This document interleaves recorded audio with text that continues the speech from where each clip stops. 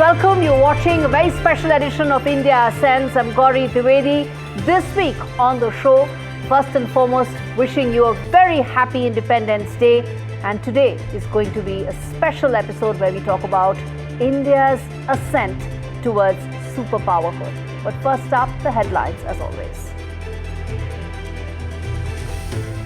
Prime Minister Modi lays out the blueprint for a self-reliant, unstoppable India from the ramparts of Red Fort as India celebrates its 79th Independence Day. Big message from the Prime Minister as he declares India will not distinguish between terrorists and those who support them. This is the new doctrine of security for India as the nuclear blackmail by Pakistan has ended. Rare military honor accorded to 7 top officers for Operation Sindoor, 9 Veer Chakra for IAF pilots. 1 lakh crore rupees for the youth. Chips made in India, GST gift on Diwali in supporting Nari Shakti. Prime Minister Modi announces bonanza of welfare schemes on Independence Day as he lays out the blueprint for a developed India in the next 2 decades.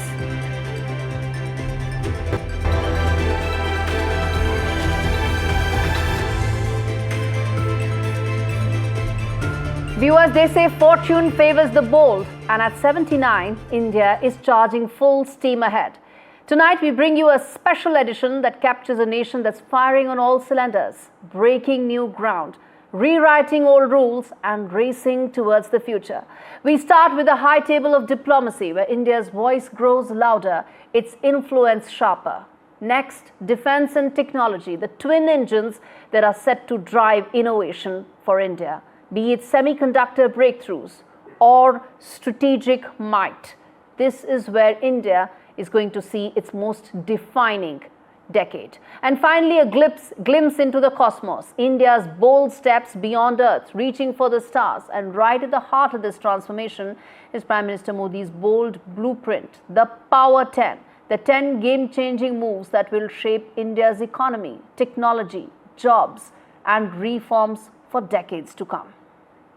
Let's first play out Prime Minister Modi and what he said today. विकसित भारत बनाने के लिए न हम रुकेंगे न हम झुकेंगे। मिशन मोड में सेमीकंडक्टर के काम को आगे बढ़ाएं। हम नेक्स्ट जनरेशन जीएसटी रिफॉर्म्स लेकर के आ रहे हैं। मेरे देश के युवाओं के लिए 1 लाख करोड़ रुपए की योजना हम चालू कर रहे हैं। बढ़ती इकोनॉमी की लाभार्थी हमारी नारी है, लेकिन बढ़ती इकोनॉमी को गति देने में भी हमारी नारी का बहुत बड़ा योगदान भी। विकसित भारत का आधार भी है आत्मनिर्भर Bharat.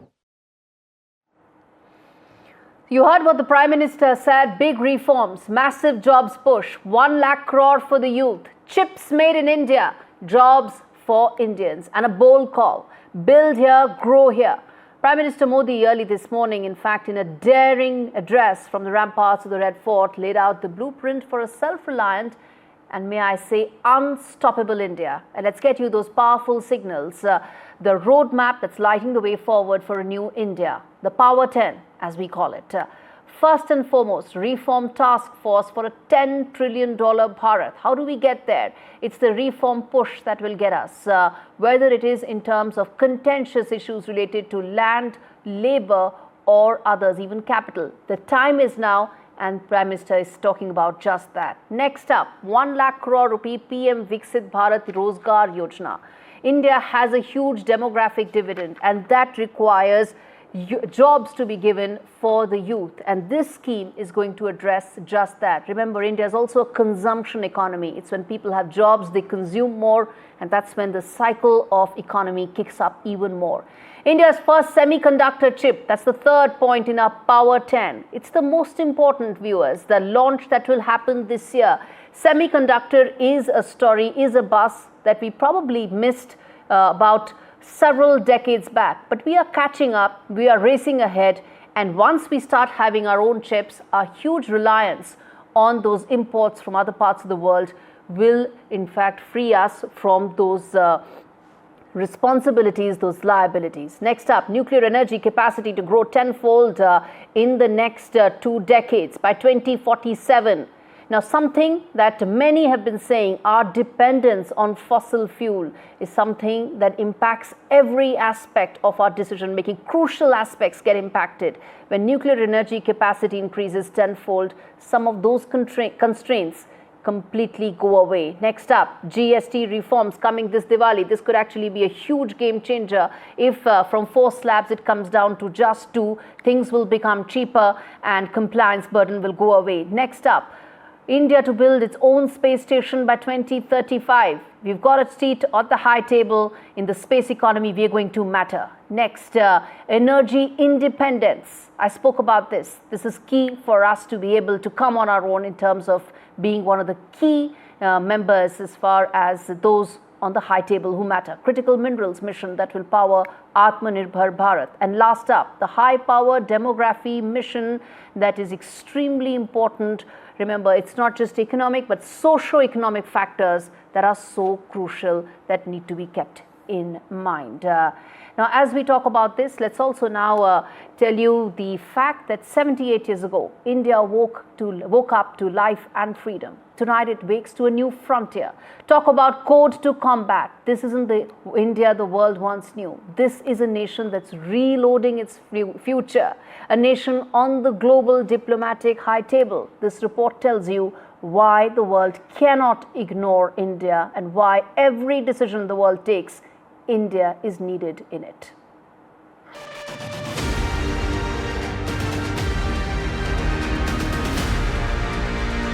2025 saw India take strides on the global stage. An era of bold and assertive diplomacy, its voice not a whisper, but a call of power and purpose.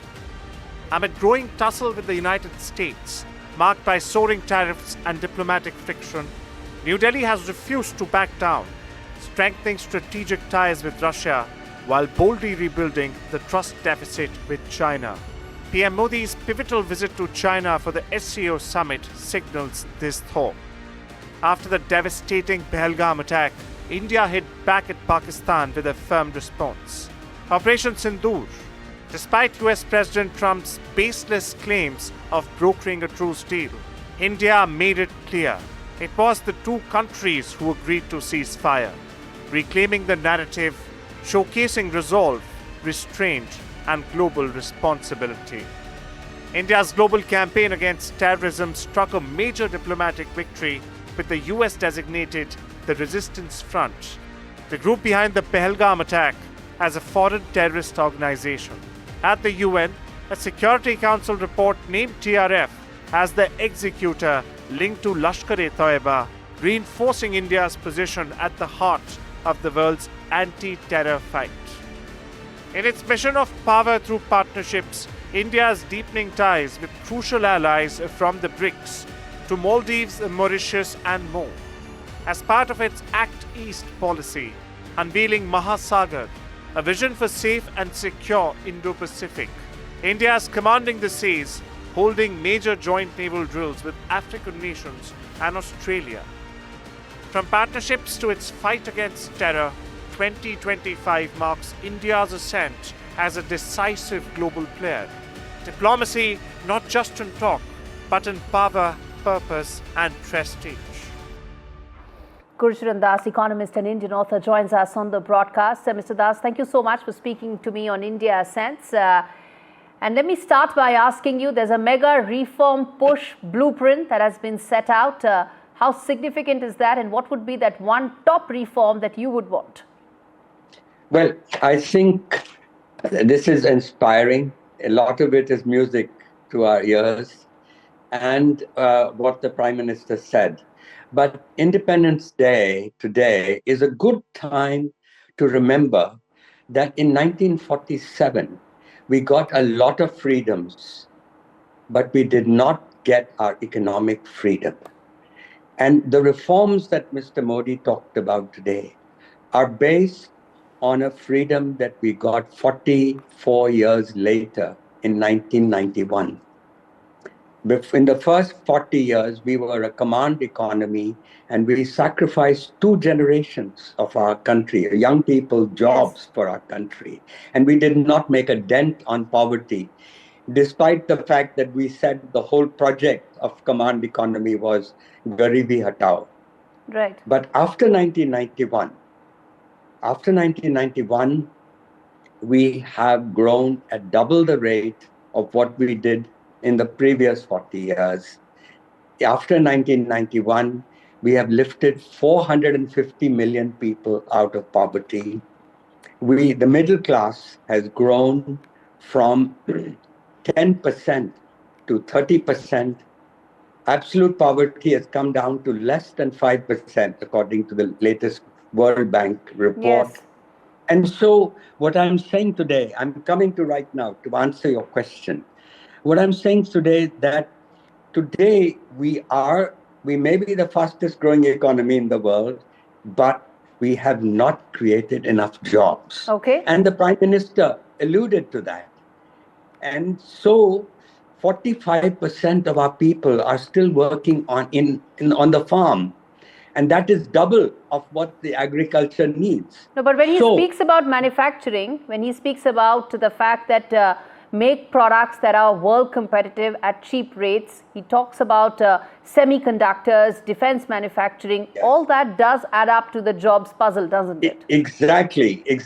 So what I was trying to get at was that we have not so far created an industrial revolution. And that is essential in order to achieve the Viksit Bharat goal. And therefore, this means that manufacturing will have to, today, less than 11% of the people are employed in manufacturing. It will have to be more than double. And all the things that the Prime Minister laid out are precisely the reform steps that we need to do so. And even in technology, it is critical. You know, Indian companies are criticized for not spending enough on R&D. But why? Because we've been a closed economy. We have to bring down our protection. We have to bring down our tariff rates. In this sense, Mr. Trump is our best friend because he's making us do what is good actually for us. Okay. So, but I would say, just to add to what the points that Prime Minister made this morning, that more than even the economic reforms, we need to have governance reforms. We need to reform the bureaucracy the way China reformed its bureaucracy. China made its bureaucracy, lower bureaucracy especially, accountable. Okay. And it gave, the lowest Chinese bureaucrat worked for the economy. And so China has got a lot better ease of doing business. Mm-hmm. Judicial reforms. You know, we are second to last in the world in the enforcement of contracts. How much time it takes. That could be a separate discussion altogether, sir. And I take all your points. But ending on that hopeful note, that the manufacturing push, the industrial revolution, so to say, has potentially been unleashed today. Thank you so much, Mr. Das, for taking out the time and speaking to me on India Sense. Well, viewers, from the historic ramparts of the Red Fort, Prime Minister Modi delivered a thunderous address today. And the message was clear, which was that India will strike back, strike first, condemning the brutal Pahalgam massacre, where innocent lives were lost after being asked their religion. The Prime Minister confirmed what the world said, that Operation Sindoor is something that caused massive losses to Pakistan. Also that it isn't over as yet. In his fiercest warning, the Prime Minister declared India will not distinguish between terrorists and those who support them. Nuclear blackmail ends now. For long, Pakistan has just said that. But that ends now. Listen in.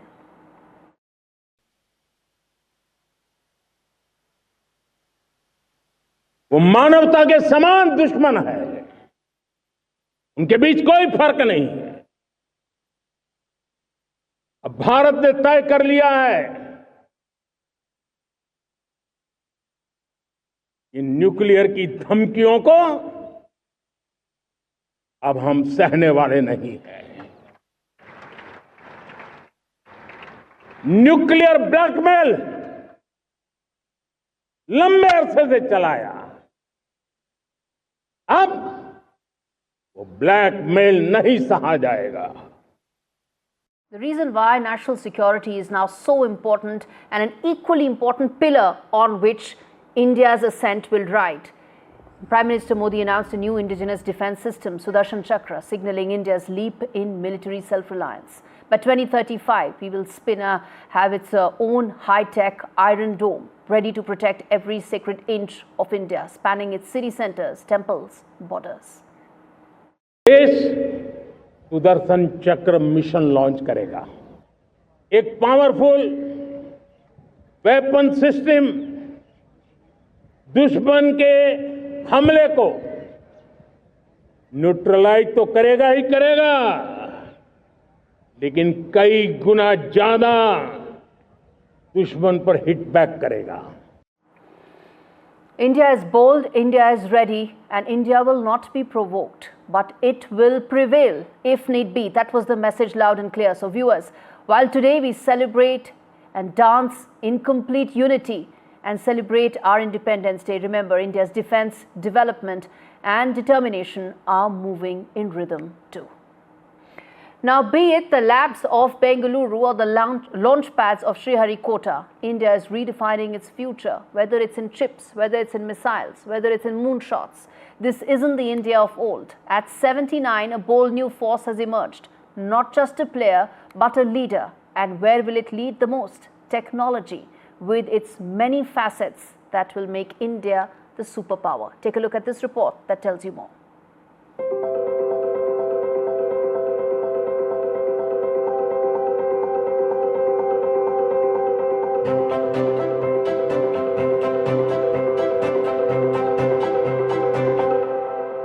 From a struggling post-colonial economy to a formidable tech and defense force, standing toe-to-toe with the world's biggest players, India has come far.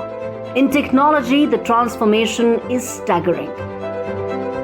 India now leads in cutting-edge AI adoption and last year became the first country in history to land near the moon's south pole. Bengaluru and Hyderabad aren't just cities, they are now launch pads for global innovation. Home to R&D centers of tech giants such as Apple and Samsung. In semiconductors, a domain once seen as the exclusive turf of advanced economies, India has broken through. Micron's multi-billion-dollar facility in Gujarat, Tata's chip assembly plants, and a national mission to produce next-gen chips domestically are setting the stage for India to become the world's next fab hub. Already, Indian chip design engineers power 20% of the world's semiconductor workforce. In defense, India is no longer just a buyer, it's now a builder. The indigenous aircraft carrier INS Vikrant, the Tejas light combat aircraft Agni 5 ICBM, these are not just symbols, they are strategic game changers. In 2023, India surpassed France and Germany to become the world's fourth largest defense spender. From launching its first satellite aboard a borrowed rocket to designing nuclear-capable missiles that can strike targets over 5,000 kilometers away. From importing every microchip to now preparing to manufacture for the world.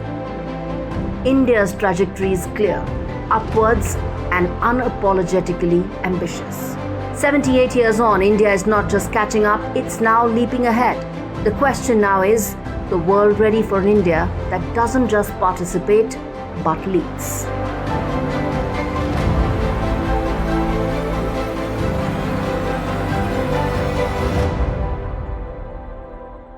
Viewers, India is reaching for the stars.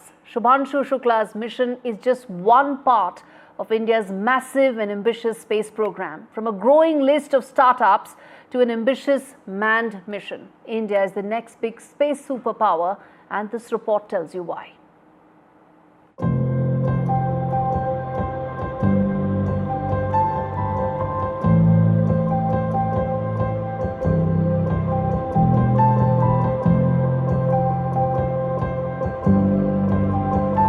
का भारत अभी भी सारे जहां से अच्छा दिखता है।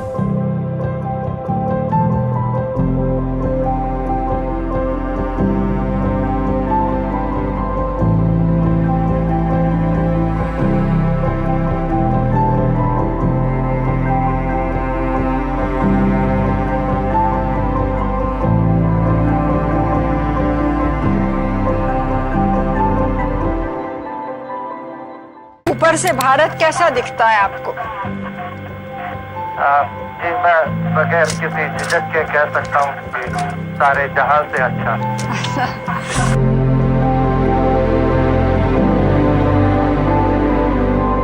सारे जहां से अच्छा दोस्ता।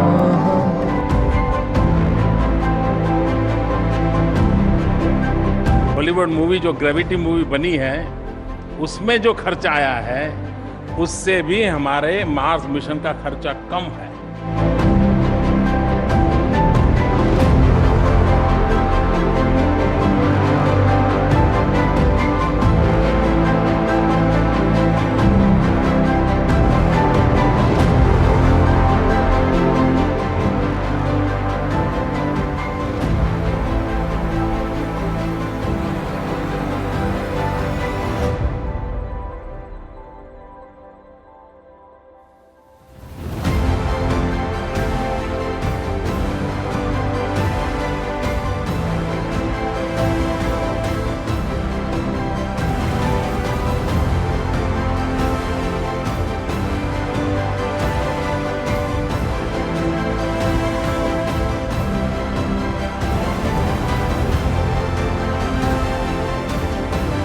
आज का भारत स्पेस से महत्वाकांक्षी दिखता है। आज का भारत निडर दिखता है। आज का भारत कॉन्फिडेंट दिखता है। आज का भारत गर्व से पूर्ण दिखता है।